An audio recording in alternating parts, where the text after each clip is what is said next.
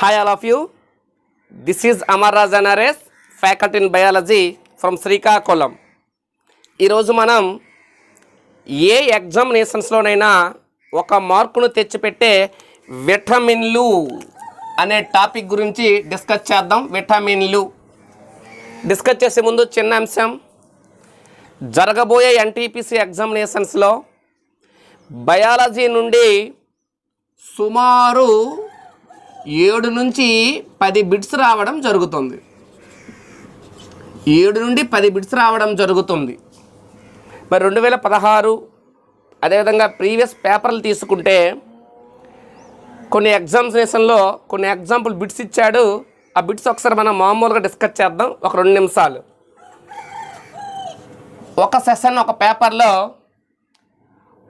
మన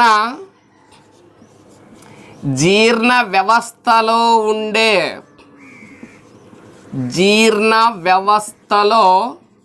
ఉండే ఆమ్లము అన్నాడు ఒక పేపర్లో. ఆప్షన్స్ రాయొద్దు, మనకు టైం వేస్ట్. ఒక పేపర్లో ఇచ్చిన బిట్టు అది. అంటే మన జీర్ణ వ్యవస్థలో ఉండే ఆమ్లము అంటే మీకు ఆల్రెడీ మెథడ్లోకి ఆల్రెడీ వచ్చి ఉంటుంది ఆన్సరు. ఎవరు అంటే ఆమ్లము HCl, హైడ్రోక్లోరిక్ ఆమ్లం. హైడ్రోక్లోరిక్ ఆమ్లం మన జీర్ణ వ్యవస్థలో ఉండే ఆమ్లం. అంటే ఇక్కడ మన జీర్ణ వ్యవస్థలోని ఆహార నాళములో జీర్ణాశయం అనే ఒక భాగం ఉంటుంది. ఆ జీర్ణాశయం లోపలి గోడలలో జఠర గ్రంథులు అనే నాళ సహిత గ్రంథులు ఉంటాయి. జఠర గ్రంథులు అనే గ్రంథులు ఉంటాయి.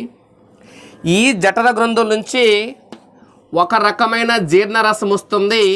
దాని పేరే జఠర రసం. ఇటువంటి జఠర రసంలో ఒక ఆమ్లము ఉత్పత్తి చేయబడుతుంది. ఆ ఆమ్లము పేరే హైడ్రోక్లోరిక్ ఆమ్లం. వాడు ఏమడిగాడు? మన జీర్ణ వ్యవస్థలో ఉండే ఆమ్లం అన్నాడు. జీర్ణ వ్యవస్థలో ఉండే ఆమ్లం ఎవరండి? హైడ్రోక్లోరిక్ ఆమ్లం. ఆప్షన్ చాలా ఇచ్చాడు. అయితే మరి ఇలాంటి బయాలజీ బిట్స్ వస్తున్నాయి కదా, మనము ఏ టెక్స్ట్ బుక్ ప్రిపేర్ అయితే బాగుంటుంది, లేకపోతే మార్కెట్లో దొరికే ఏ మెటీరియల్ ప్రిపేర్ అయితే బాగుంటుందని చాలామంది కూడా ఆ సిలబస్ గురించి మెటీరియల్ చదవాలనే అంశం గురించి నాకు అడగడం జరుగుతుంది. అయితే నా యొక్క సజెషన్ ఏంటంటే మార్కెట్లో దొరికే ఏ మెటీరియల్ కూడా నువ్వు చదవద్దు. 8th to 10th 8 నుంచి 10వ తరగతులకు సంబంధించిన జీవశాస్త్రం టెక్స్ట్ బుక్లు చదవండి. జీవశాస్త్రం తెలుగు అకాడమీ టెక్స్ట్ బుక్స్ ఇక్కడ చదవాలి మీరు. తెలుగు అకాడమీ గవర్నమెంట్ ప్రచురణలు ఇవి. తెలుగు అకాడమీ టెక్స్ట్ బుక్స్ కానీ నువ్వు ఫాలో అయితే 7 నుంచి 10 బిట్స్లో సుమారు 8 బిట్లు నువ్వు చేయగలవు బయాలజీ పరంగా తీసుకుంటే. మరి చాలా పెద్ద మెటీరియల్ ఉంది మార్కెట్లో, చాలా మెటీరియల్ చూసాం సార్. అల్లా మెటీరియల్, ఇల్లీ మెటీరియల్ సార్. నేను ఒక మెటీరియల్ మొత్తం చదివేశాను సార్, కానిస్టేబుల్లో ఒక బిట్టు కూడా రాలేదు సార్, ఎస్ఐలో అసలు బిట్టే రాలేదు సార్ అని మీరు చెప్పి బాధపడడం అనవసరం. మీరు చేయవలసిందల్లా 8th, 9th, 10th వరకు ఎన్టీపీసీకి సంబంధిస్తే 10th వరకు మీరు చదివి సరిపోతుంది ఎన్టీపీసీకి అయితే. అదే కానిస్టేబుల్, ఎస్ఐ వరకు అయితే 8th to ఇంటర్మీడియట్ లెవెల్లో బుక్స్ చదవాలి. 8th to ఇంటర్ లెవెల్లో బుక్స్ చదవలసి ఉంటుంది. మరి ఈ విధముగా బిట్లు ఇచ్చేటప్పుడు ఏం చేయాలంటే ఈజీగా ఆన్సర్ చేయొచ్చు. అయితే మన జీర్ణ వ్యవస్థలో ఉండే ఆమ్లం అనేది హైడ్రోక్లోరిక్ ఆమ్లం అన్నాం కదా, అది ఏ క్లాస్లో ఉందంటే ఇప్పుడు న్యూ సిలబస్లో 10వ తరగతిలోని ఫస్ట్ లెసన్, 10వ తరగతిలో మొదటి లెసన్ అయిన పోషణ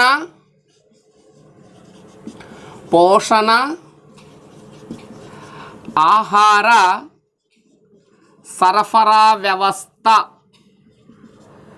అనే టాపిక్లో క్లియర్గా ఉంది. ఏ తరగతిలో ఉందంటే 10వ తరగతిలో ఉండడం జరుగుతుంది. 10వ తరగతి టెక్స్ట్ బుక్లో పోషణ ఆహార సరఫరా వ్యవస్థలో మనకి జీర్ణ వ్యవస్థ కోసం ఇచ్చాడు. అందులో ఈ బిట్ ఇక్కడ మీరు గమనించవచ్చు. ఇంకొక బిట్ అడిగాడు. ఇంకొక బిట్ చూడండి, మానవునిలో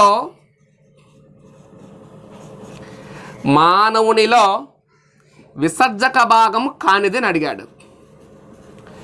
మానవునిలో విసర్జక భాగం కానిది అని అడగడం జరిగింది ఎన్టీపీసీ ప్రీవియస్ పేపర్లు చూస్తే. మరి విసర్జక భాగం కానిది ఆప్షన్స్ మనకు అనవసరం. మీరు ముందు మానవునిలో విసర్జక అవయవాలు గుర్తుపెట్టుకోండి. మానవునిలో ప్రధానమైన విసర్జక అవయవాలు ఏంటంటే అవి మూత్రపిండాలు. మానవునిలో ప్రధానమైన విసర్జక అవయవాలు మూత్రపిండాలు. దాంతోపాటు అదనపు విసర్జక అవయవాలు ఎవరు? చర్మం, అదేవిధముగా ఊపిరితిత్తులు. కాన్సెప్ట్ చూడండి ఇక్కడ, ఊపిరితిత్తులు, అదేవిధముగా పెద్ద ప్రేగు. కొత్త టెక్స్ట్ బుక్ 10th క్లాస్, పెద్ద ప్రేగు, అదేవిధంగా కాలేయం. ఇవి ఇచ్చాడండి. వీటితో పాటు లాలాజల గ్రంథులు, కన్నిటిని స్రవించే లాక్రిమల గ్రంథులు లేదా అశ్రు గ్రంథులు కూడా విసర్జక భాగాలను ఇచ్చాడు. అయితే ఇప్పుడు మూత్రపిండాలు, అదేవిధంగా చర్మం, ఊపిరితిత్తులు, పెద్ద ప్రేగు, కాలేయం ఇవి విసర్జక భాగాలు కాబట్టి అందులో కానిది ఏది అన్నాడు కాబట్టి ఈ 5 ఏదైతే అక్కడ 5 తప్ప ఇంకేదైతే ఉందో అదే ఆన్సర్ అవుతుంది, విసర్జక భాగం కానిది. కాన్సెప్ట్ క్లియర్ కదా? అయితే ఇప్పుడు ఈ బిట్టు ఎక్కడి నుంచి వచ్చింది మాస్టర్ అంటే Telugu academy 10th class text బుక్లో ఆ లెసన్ పేరు చూడండి, చెప్తాను ఇక్కడ. విసర్జన వ్యర్థాల తొలగింపు వ్యవస్థ. విసర్జన వ్యర్థాల తొలగింపు వ్యవస్థ అనే టాపిక్ నుండి బిట్ ఇవ్వడం జరిగింది.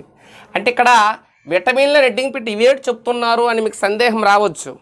కాన్సెప్ట్ ఏంటంటే మీరు ఏ బుక్స్ అనేది ఎన్నుకోవాలి ప్రిపరేషన్కి సక్సెస్ 100% మీరు సక్సెస్ అవ్వాలంటే తెలుగు అకాడమీ టెక్స్ట్ బుక్స్ తప్ప మీరు మార్కెట్లో ఏ మెటీరియల్ చదివినే కొద్దిగా సక్సెస్ రేటు తక్కువగా ఉంటుందనేది నా అభిప్రాయం మాత్రమే.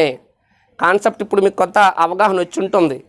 మీకు నేను చెప్పిందంత ఒకటే, ఎస్ఐ కానిస్టేబుల్ ఏదైనా తెలుగు అకాడమీ టెక్స్ట్ బుక్స్ మాత్రం ఫాలో అవ్వండి.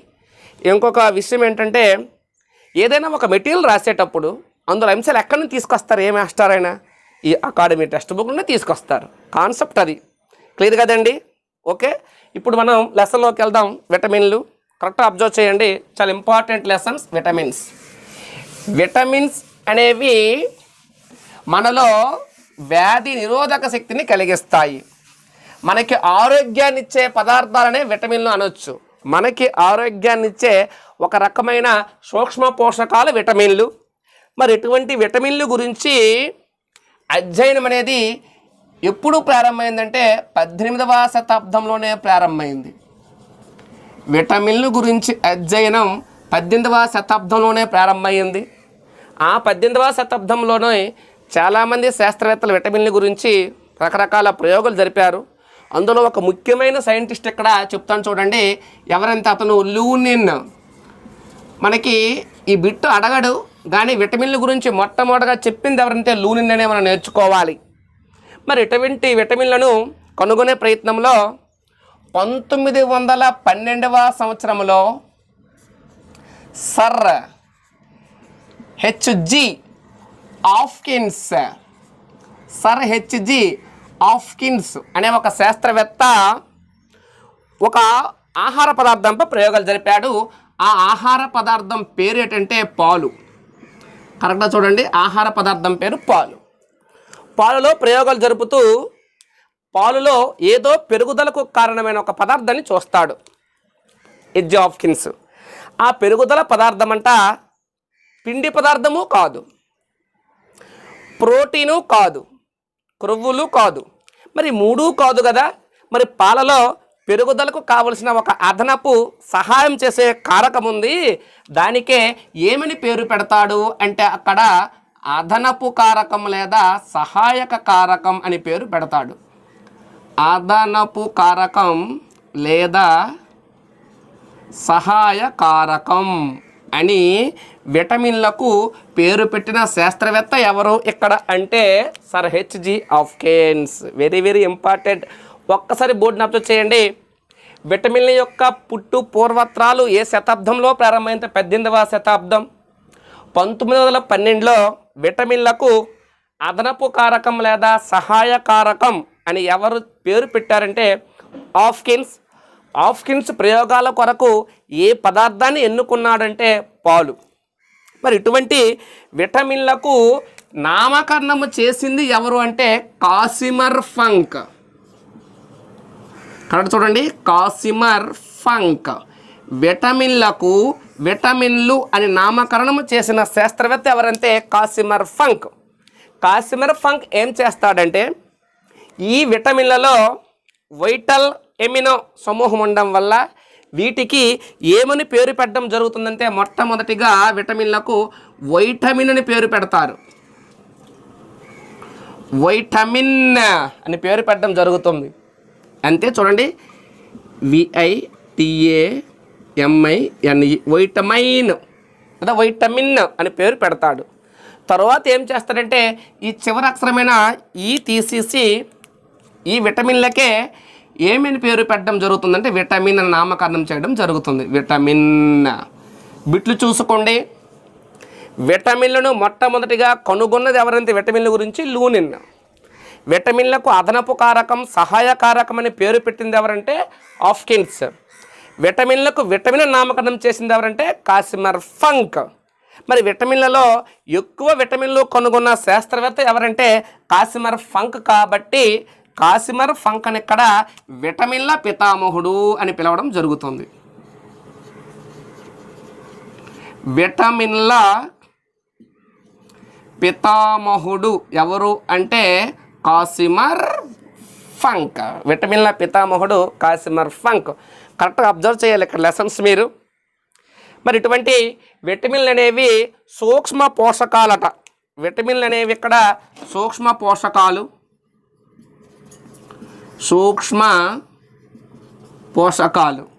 అదేవిధంగా విటమిన్లు ఆవశ్యక పోషకాలు. కరెక్ట్ చూడండి, సూక్ష్మ పోషకాలు ఎందుకు, ఆవశ్యక పోషకాలు ఎందుకు. మరి ఇటువంటి విటమిన్లు అనేవి మనకి తక్కువ మోతాదులో మన శరీరానికి అవసరం. తక్కువ, మన శరీరానికి ఎక్కువ మోతాదులో అవసరమైనవి ఎవరు అంటే స్థూల పోషకాలు. ఎక్కువ మోతాదులో అవసరమైనవి ఎవరంటే స్థూల పోషకాలు. మరి ఇటువంటి స్థూల పోషకాలు అనేవి మన శరీరంలో 3 రకాలు. ఒకటి పిండి పదార్థాలు, మన శరీరానికి ఇవి ఎక్కువగా అవసరం. అదేవిధంగా ప్రోటీన్లకి ఇంకొక పేరు మాంసకృత్తులు అంటారండి. మాంసకృత్తులు. చిట్ట చివరివి ఎవరంటే క్రొవ్వులు లేదా వీటికే లిపిడ్లు అంటారు.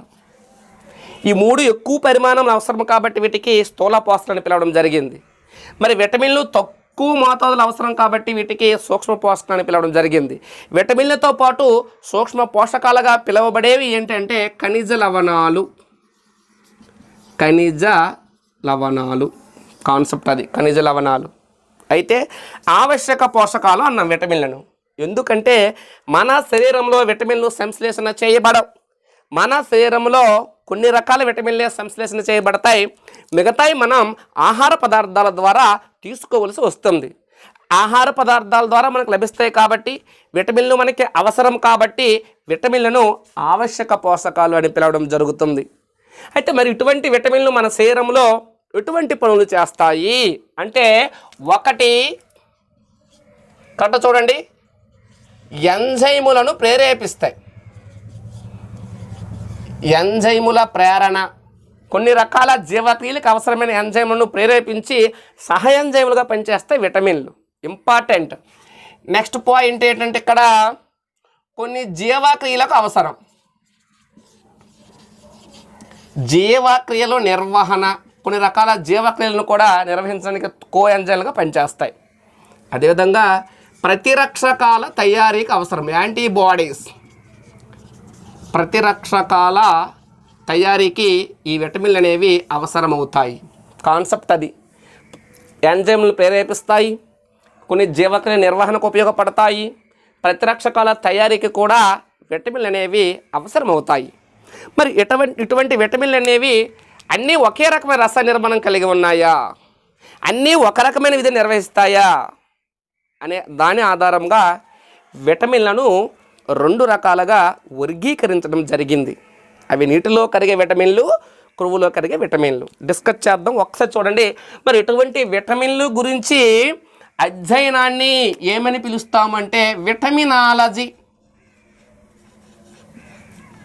విటమినాలజీ. మరి విటమిన్లను మనం ఐయులో కొలుస్తాం. ఐయు అంటే ఇంటర్నేషనల్ యూనిట్స్. ఒక్కొక్క విటమిన్కి ఒక్కొక్క రకమైన ఐయు ఉంటుంది. ఇంటర్నేషనల్ యూనిట్స్లో విటమిన్లు ఇక్కడ కొలవడం జరుగుతూ ఉంటుంది.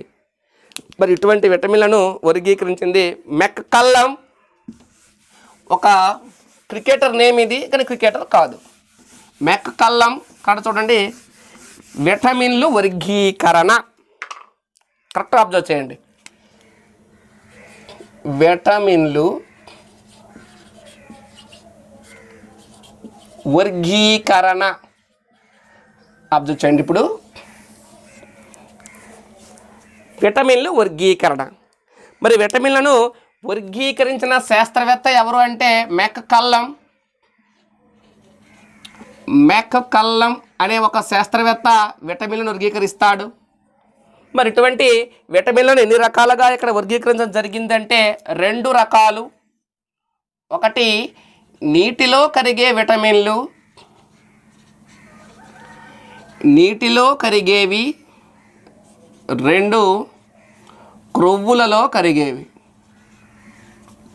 నీటిలో కరిగేవి, అదేవిధంగా క్రొవ్వుల్లో కరిగేవి. నీటిలో కరిగే విటమిన్లు ఇక్కడ ఎవరంటే బి కాంప్లెక్స్ మరియు సి. బి విటమిన్ల సమూహము మరియు సి విటమిన్. క్రొవ్వుల్లో కరిగే విటమిన్లు ఇక్కడ ఎవరంటే క్రొవ్వుల్లో కరిగేవి ఒకటి ఏ, డి, ఈ, కే. నీటిలో కరిగే విటమిన్లు బి విటమిన్ల సమూహము మరియు సి. క్రొవ్వుల్లో కరిగే విటమిన్లు ఏడిఈకే. వర్గీకరించిన శాస్త్రవేత్త ఎవరంటే మెక్కల్లమ్. మరి బి కాంప్లెక్స్ విటమిన్లు అనేవి మళ్ళీ అనేకం ఉంటాయి.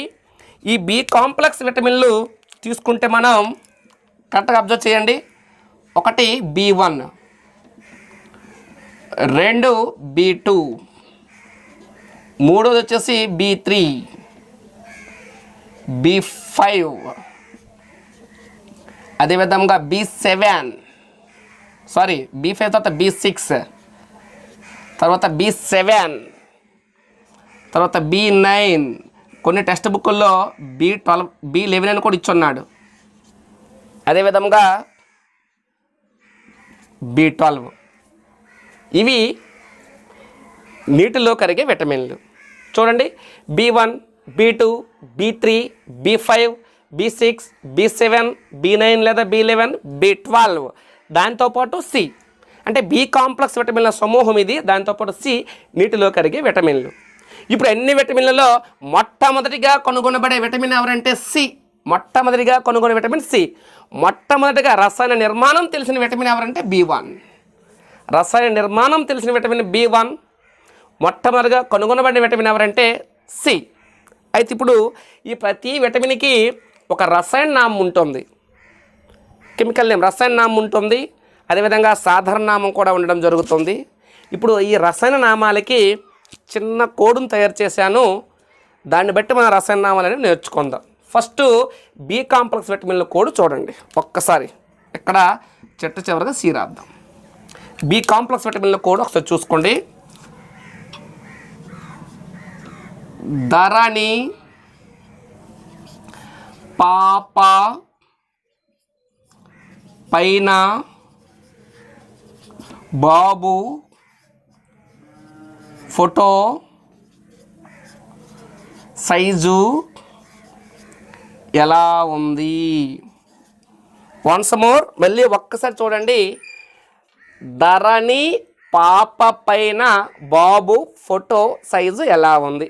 వన్స్ మోర్, ధరణి అంటే ధరణి అని రాయాలి. అక్కడ నుంచి 2 అక్షరాలు రాయాలి. పాప, పైన, బాబు, ఫోటో, సైజు ఎలా ఉంది.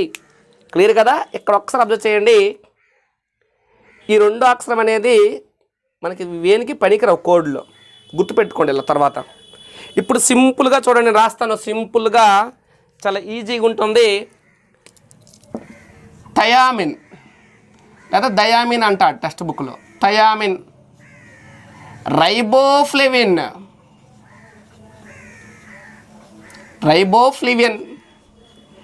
నియాసిన్, లేదా దీనికే నికోటినిక్ ఆమ్లం అంటాడు. అవి తర్వాత డిస్కస్ చేద్దాం. ఫాంటోథినిక్ ఆమ్లం లేదా ఫాంటోథినిన్ అంటాడు. ఫాంటోథినిక్ ఆమ్లం, పైరిడాక్సిన్,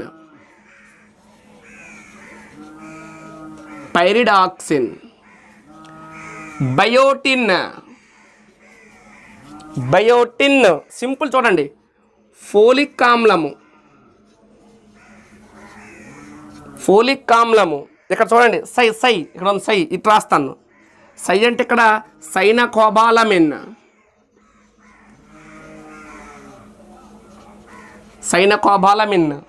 సి అంటే ఏ అంటే ఎస్కార్బిక్ ఆమ్లం లేదా ఆస్కార్బిక్ ఆమ్లం అంటాడు.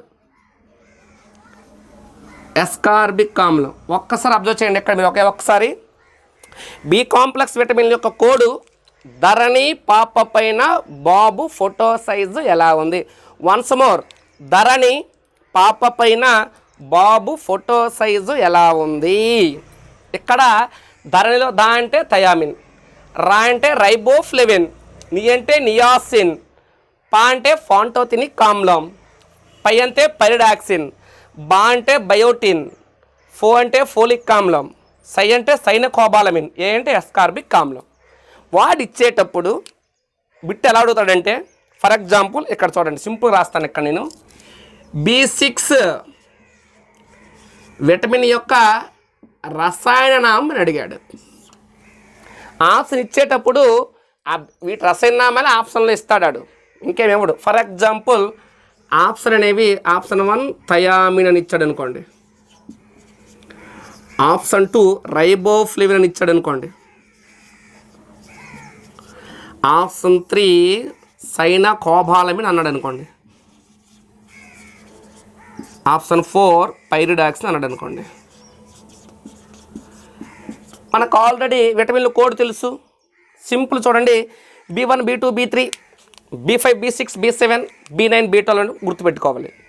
వరుస నెంబర్లు వేసుకోండి. B1, B2, B3, B5, B6, B7, B9, B12 అని. ఇటు సైడ్ ధరణి పాప పై అని వచ్చింది. పై ఎక్కడ ఉంది? B6 డేట్ ఉంది. అంటే ఆప్షన్లో పా లేదా పైతో ఉండే అక్షరం చూసుకుంటే అయిపోతుంది.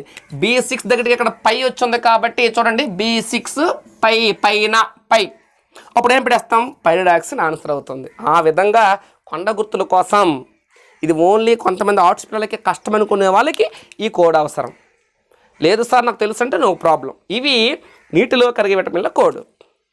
ఇప్పుడు క్రొవ్వుల్లో కరిగే విటమిన్ల కోడ్ ఒకసారి చూడండి. క్రొవ్వులో కరిగే విటమిన్ల కోడ్ ఇక్కడ క్రొవ్వులో కరిగే విటమిన్లు ఉన్నాయి. ఇక్కడ మళ్ళీ రాస్తాను. క్రొవ్వులో కరిగే విటమిన్లు ADEK. క్రొవ్వులో కరిగే విటమిన్ల కోడు రేకటోపి.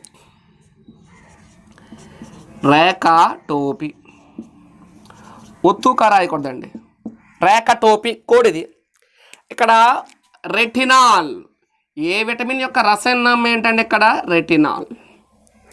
డి విటమిన్ యొక్క రసాయనం ఏంటంటే ఇక్కడ కాల్సిఫెరాల్. ఈ విటమిన్ యొక్క రసాయనం ఏంటంటే ఇక్కడ tocopherol.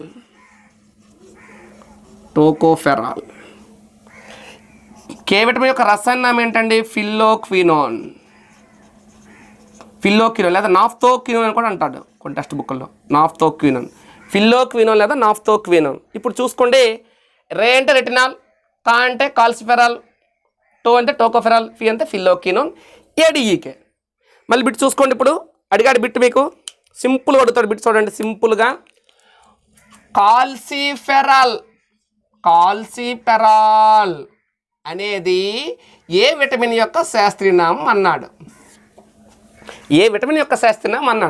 Option 1 A, option 2 B, option 3 D, option 4 E ఇచ్చాడు. మనకు తెలుసు ADEK అన్నాం. ADEK కోడ్ ఏంటి? రేకటోపి. రాతో వస్తే ఏ, కాతో వస్తే ఎవరు? డి ఆన్సర్ ఎవరు? Option 3 calciferol. అలా గుర్తుపెట్టుకోవడానికి సింపుల్గా చిన్న ట్రిక్స్ ఇక్కడ కనిపెట్టడం జరిగింది, అంతకంటే ఏం లేదు. కాన్సెప్ట్ క్లియర్ కదండి? ఓకేనా? ఇక్కడ ధరణి పాప పైన బాబు ఫోటో సైజ్ ఎలా ఉంది? ఇక్కడ రేఖటోపీ. ఇది విటమిన్లు రసాయన నామాల కోడ్.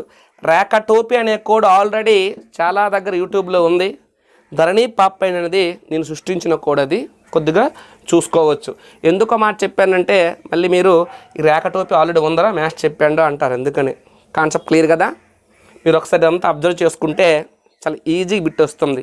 నీటిలో కరిగే విటమిన్లు ఎవరండి? బి కాంప్లెక్స్ మరియు సి. క్రువులో కరిగే విటమిన్లు ఎవరండి? ఏడిఈకే. విటమిన్లు వర్గీకరించింది ఎవరు? మెక్కల్లం. విటమిన్లకు అదనపు కారకమని పేరు పెట్టింది ఎవరు? Sir HG Hopkins. విటమిన్లకు పేరు పెట్టింది ఎవరు? కాసిమర్ ఫంక్. ఎక్కువ విటమిన్లు కనుగొన్నది ఎవరు? కాసిమర్ ఫంక్. కాబట్టి విటమిన్ల పితామహుడు ఎవరు? కాసిమర్ ఫంక్. మరి మొట్టమొదటిగా విటమిన్ల యొక్క చరిత్ర ఎప్పుడు ప్రారంభమైంది? 18వ శతాబ్దంలోనే ప్రారంభమైంది. ఇప్పుడు ఒక్కొక్క విటమిన్ గురించి పూర్తి సమాచారం ఇక్కడ చూద్దాం.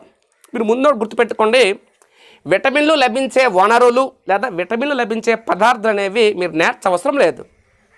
కొన్ని విటమిన్లు మాత్రం నేర్చుకోవాలి. C vitamin, A vitamin, D vitamin, అదేవిధంగా కే విటమిన్ కొన్ని నేర్చాలి. అదే అన్నీ నేర్చవసరం లేదు.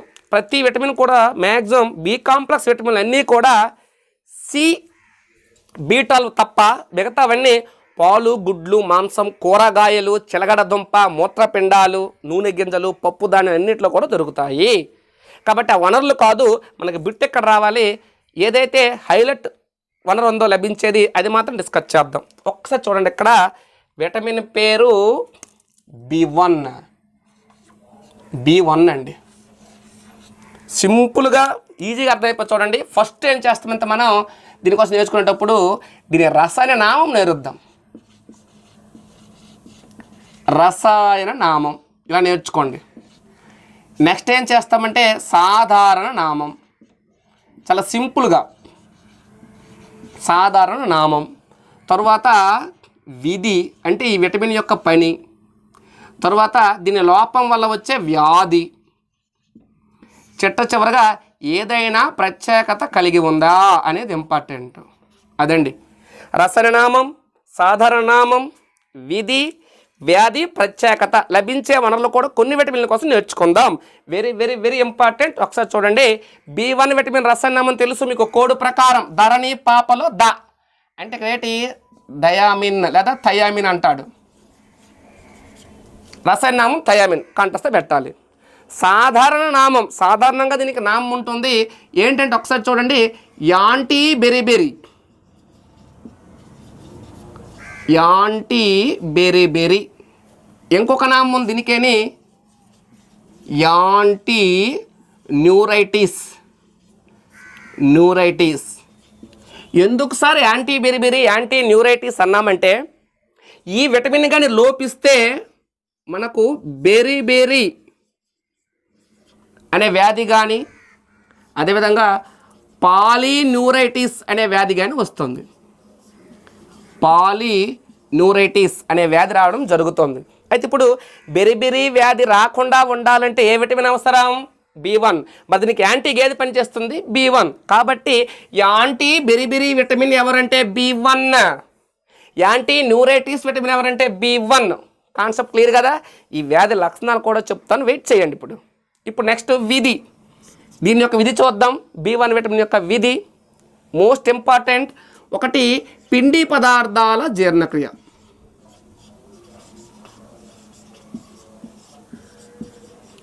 పిండి పదార్థాల జీవక్రియలో ప్రముఖ పాత్ర వహిస్తుంది. Important point. పిండి పదార్థాల జీవక్రియలో ప్రముఖ పాత్ర వహించే విటమిన్ ఎవరంటే B1. Most important bit. ఇది ప్రధానమైన విధి. ప్రధాన విధి మాత్రం నేర్చుకోండి. పిండి పదార్థాల జీవక్రియకు ఉపయోగపడేది B1. మరి ఇటువంటి B1 విటమిన్ లోపం వల్ల వచ్చే వ్యాధులు ఎవరంటే ఒకటి ఎవరండి? బెరిబెరి. బెరిబెరి చెరిచిరి అనుకోవద్దు, ఇది బెరిబెరి. రెండు ఎవరు? పాలీన్యూరైటిస్. అసలు బెరిబెరి వ్యాధి అంటే ఒకసారి చూడండి. బెరిబెరి వ్యాధి అంటే వాంతులు అవుతాయి, మూర్ఛ, పక్షవాతం వచ్చేద్ది, శ్వాసలో కూడా ఇబ్బందులు అవుతాయి. అదే బెరిబెరి వ్యాధి. కొన్ని లక్షణాలు ఇక్కడ రాసుకుందాం. బెరిబెరి వ్యాధి కొన్ని లక్షణాలు. వాంతులు, మూర్ఛ, అదేవిధంగా పక్షవాతం, దాంతోపాటు శ్వాసలో ఇబ్బందులు. మీరు ఈ వ్యాధి లక్షణాలు అనేవి మీకు ఎక్కడ దొరుకుతాయి అంటే కొత్త 10th క్లాస్ టెక్స్ట్ బుక్లో ఫస్ట్ లెసన్లో ఉంటాయి, పోషణ ఆహార సరఫరా వ్యవస్థలో ఉంటాయి. కాన్సెప్ట్ చూసుకోండి. వాంతులు, మూర్ఛ, పక్షవాతం, శ్వాసలో ఇబ్బందులు బెరిబెరి వ్యాధి లక్షణం. దాంతోపాటు పాలిన్యూరైటిస్ అంటే మీ అందరికీ నాడీ కణం అనే పదం గుర్తుంటుంది. నాడీ కణములో ఒకసారి చూడండి, ఈ నాడీ కణములో నాడీ కణాన్ని ఆవరిస్తూ ఒక తొడుగు ఉంటుంది. ఆ తొడుగు పేరే ఇక్కడ ఎవరంటే మైలీన్ తొడుగు. మైలీన్ తొడుగు అంటే B1 విటమిన్ లోపించడం వలన నాడీ కణాన్ని ఆవరిస్తూ ఉండే ఈ మైలీన్ తొడుగు అనేది నశిస్తుంది. మైలీన్ తొడుగు నశించడం వలన మనకి కొన్ని కండరాల ప్రతిచర్యలు అనేవి కరెక్ట్గా జరగవు, కొన్ని అసంకలిత ప్రతిచర్యలు కూడా జరగవు. ఆ వ్యాధే పాలిన్యూరైటిస్. మరి ఈ 2 వ్యాధులు రాకుండా ఉండడానికి కారణమైన విటమిన్ ఎవరంటే B1. కాబట్టి B1 యొక్క సాధారణ నామం యాంటీ బెరిబెరి లేదా యాంటీ న్యూరైటిస్ విటమిన్ కూడా పిలవచ్చు. కాన్సెప్ట్ క్లియర్ కదా? ఓకే. ప్రత్యేకత ఏంటో చూడండి. బిట్టు మ్యాక్సిమం దీని నుంచి వస్తుంది. ప్రత్యేకతలో ఒకటి ఎవరంటే ఇది సల్ఫర్ అనే మూలకాన్ని కలిగిన విటమిన్. సల్ఫర్ మూలకాన్ని కలిగి ఉంటుంది. సల్ఫర్ మూలకాన్ని కలిగిన విటమిన్ ఎవరంటే B1, ఇంపార్టెంట్. అదేవిధంగా గంజి ద్వారా నశించే విటమిన్. గంజి ద్వారా నశించే విటమిన్ ఎవరంటే B1 లేదా బెరిబెరి. మరి బాగా పాలిష్ చేసిన బియ్యం తినడం ద్వారా కూడా ఈ B1 విటమిన్ నశించిపోతుంది. అంటే బియ్యపు పైన ఉండే పొరలోనే ఈ B1 విటమిన్ ఉంటుంది. మనం ఫర్ ఎగ్జాంపుల్ ఆవులకి కానీ పశువులకు కానీ మనం తౌడు తినిపిస్తాం. తౌడు అంటే వరి ధాన్యం పైన ఉండే తొక్క, దాంట్లో ఎక్కువగా ఉంటుంది B1. మరి మనం గంజిని పారవేసిస్తే ఆ గంజి ద్వారా కూడా ఈ B1 విటమిన్ నశించిపోతుంది. ఇప్పుడు మనకంటే పశువుల కోళ్ళు గట్టిగా ఉండడానికి కారణం అవి గంజిని తాగుతాయి, తౌడుని తింటాయి, అందుకే గట్టిగా ఉంటాయి. మరి పాలిష్ చేసిన బాగా సన్నని బియ్యమే కొంతమంది తింటారు. అలాంటి వాళ్ళలో ముడుకని పడిపోయి పక్షవాతం వచ్చే అవకాశం కూడా ఇక్కడ ఉంది. చాలామందికి బెరిబెరి వ్యాధి అనే పదం మీరు విన్నారు, కానీ బెరిబెరి వ్యాధి లక్షణం మీరు ఇంతవరకు మీకు తెలియదు. ఇది బెరిబెరి. కాన్సెప్ట్ కొంత అర్థమై ఉంటుంది మీకు కదా, క్లియర్ కదా? ఇది B1 విటమిన్ గురించి. మళ్ళీ చూడండి, B1 విటమిన్ రసాయన నామం ఎవరు? థయామిన్. సాధారణ నామం ఎవరు? Anti beriberi, anti neuritis. విధి పిండి పదార్థాల జీవక్రియ. వ్యాధి బెరిబెరి వ్యాధి పాలిన్యూరైటిస్. ప్రత్యేకత సల్ఫర్ మూలకాన్ని కలిగి ఉంటుంది. పాలిష్ చేసిన బియ్యం ద్వారా గంజి ద్వారా నశించే విటమిన్ ఎవరంటే B1. కాన్సెప్ట్ క్లియర్ కదా? మీరు కోడ్ కూడా గుర్తుపెట్టుకోవాలండి. అలా అయితే లెసన్ చాలా ఈజీగా మీకు ఇప్పుడు అర్థమవుతుంది. నెక్స్ట్ విటమిన్ ఎవరు? B2 లభించే పదార్థాలు మాత్రం చెప్పిన పాలు, గుడ్లు, మాంసం, పప్పు ధాన్యాలు, కూరగాయలు. నెక్స్ట్ విటమిన్ వచ్చేసి B2. సేమ్ అండి, B2 సేమ్ దానిలాగే మనం నేర్చుకోవాలి. ఫస్ట్ B2 విటమిన్లో ఫస్ట్ ఏం నేర్చుస్తాం మనం? రసాయన నామం. గుర్తుపెట్టుకోండి, రసాయన నామం. సెకండ్ ఎవరండి? సాధారణ నామం. నెక్స్ట్ థర్డ్ ఏంటి?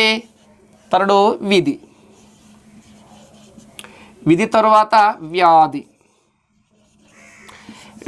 చివరగా ప్రత్యేకత. లభించే వనరులు మళ్ళీ చెప్తాను. పాలు, గుడ్లు, మాంసం, మూత్రపిండాలు, కాడు, చేప, నూనె నేర్చుకుంటున్నాడు. ఎక్కువగా లభించే పదార్థాలు మనకు అడగడు, కొన్ని ఇంపార్టెంట్ అడుగుతాడు.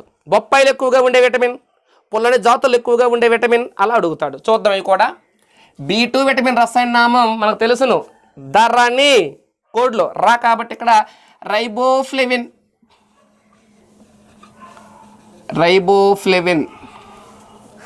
సాధారణ నామం మోస్ట్ ఇంపార్టెంట్, చాలా ఇంపార్టెంట్.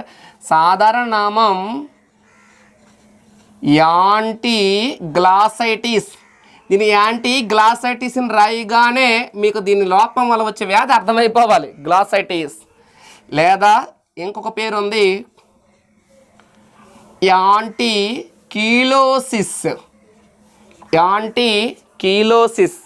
ఇంకొక పేరు ఉంది దీనికి, ఎల్లో ఎంజైమ్. Yellow enzyme. ఇంకొక పేరు కూడా ఉందండి, జి విటమిన్. చూడండి ఎంత మంచి బిట్స్. జి విటమిన్ మీకు అడిగినప్పుడు సాధారణ నామం కానీ ప్రత్యేకత కానీ బిట్ అడుగుతాడు. G vitamin. ఒక్కసారి చూడండి, ఇక్కడ యాంటీ గ్లాసైటిస్ అని ఎందుకు అన్నామంటే ఈ విటమిన్ లోపం వల్ల వచ్చే వ్యాధి గ్లాసైటిస్ అండి. ఈ విటమిన్ లోపం వల్ల వచ్చే వ్యాధి గ్లాసైటిస్. అదే విధముగా ఇంకొక పేరు ఏం చెప్పాం, యాంటీ కీలోసిస్ ఏంటంటే ఈ విటమిన్ లోపం వల్ల వచ్చే ఇంకొక వ్యాధి కీలోసిస్. చూద్దాం గ్లాసైటిస్ అంటే ఏంటి, కీలోసిస్ అంటే కూడా డిస్కస్ చేద్దాం.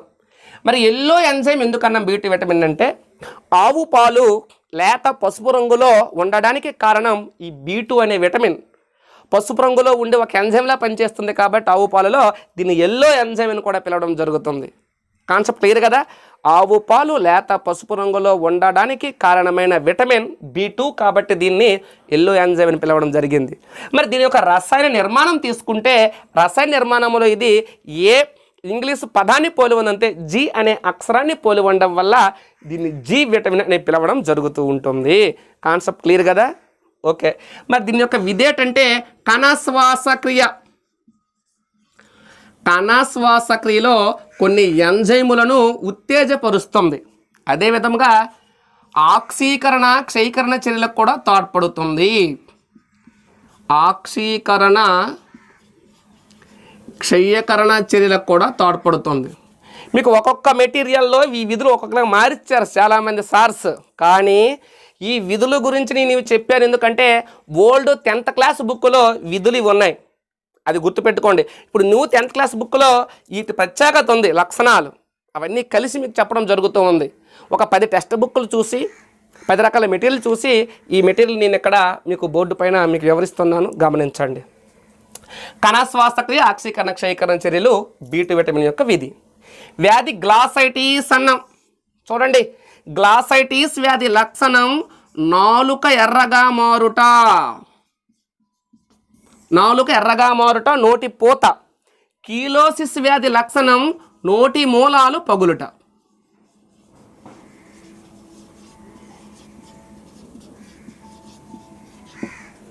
నోటి మూలాలు పగులుట. నోటి మూలాలు పగిలితే కీలోసిస్, నెగనెగ నాడిన నాలుక ఎర్రగా ఉంటే గ్లాసైటిస్. అంటే ఇప్పుడు నోటికి పెదవులకు సంబంధించిన వ్యాధే ఏ విటమిన్ లోపంలో వస్తుందంటే B2 విటమిన్ లోపం వలన. కాన్సెప్ట్ క్లియర్ కదా. ఇప్పుడు ప్రత్యేకత చూద్దాం.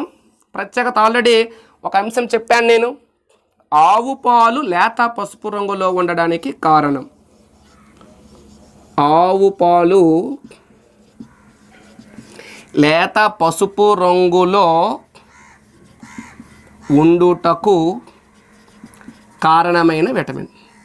అదేవిధంగా మోస్ట్ ఇంపార్టెంట్ పదం సూర్యకాంతి వలన నశించే విటమిన్. సూర్యకాంతి వలన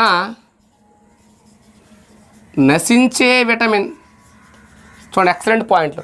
సూర్యకాంతి వల్ల నశించే విటమిన్, సూర్యకాంతి వల్ల లభించే విటమిన్ డి అని తెలుసు. సూర్యకాంతి వలన నశిస్తుంది విటమిన్, అది ఎవరంటే B2 విటమిన్. ఇది B1 B2 కోసం నేర్చాం. మరి ఇక్కడ చిన్న అంశాన్ని మీకు చెప్పదలుచుకున్నాను నేను.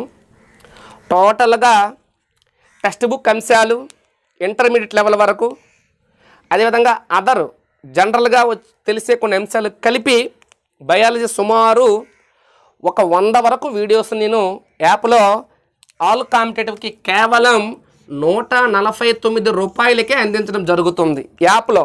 మన యాప్ నేమ్ ఏంటంటే నరేష్ బయోసైన్స్. నరేష్ బయోసైన్స్ అనేది మన యాప్ నేము. ప్లేస్టోర్లో నరేష్ బయోసైన్స్ అని సెర్చ్ చేస్తే యాప్ డీటెయిల్స్ వస్తాయి. కేవలం 149 రూపాయలకి వీడియోస్తో పాటు టెస్ట్లు కూడా నిర్వహించడం జరుగుతూ ఉంది. మీకు ఆల్రెడీ చాలా ఫ్రీ వీడియోస్ నేను నరేష్ బయోసైన్స్ అనే యూట్యూబ్ ఛానల్లో పెట్టాను. ఆ ఫ్రీ వీడియోస్ని ఒక్కసారి మీరు గమనించండి. మీకు 100% ఉపయోగపడుతుంది అని అంటే ఆ వీడియోస్ని షేర్ చేస్తూ అప్పుడు మీరు యాప్ డౌన్లోడ్ చేసుకుని 149 రూపీస్ అనేది మీరు పే చేస్తే మీకు అద్భుతమైన మెటీరియల్ నేను అందిస్తానని నేను అనుకుంటున్నాను. మీకు ఎవ్వరికి ఇబ్బంది లేదు. నరేష్ బయోసైన్స్ యూట్యూబ్ ఛానల్లో వీడియోస్ని చూసి నచ్చిన తరువాతే నా యాప్లో అమౌంట్ మీరు పే చేయవచ్చు.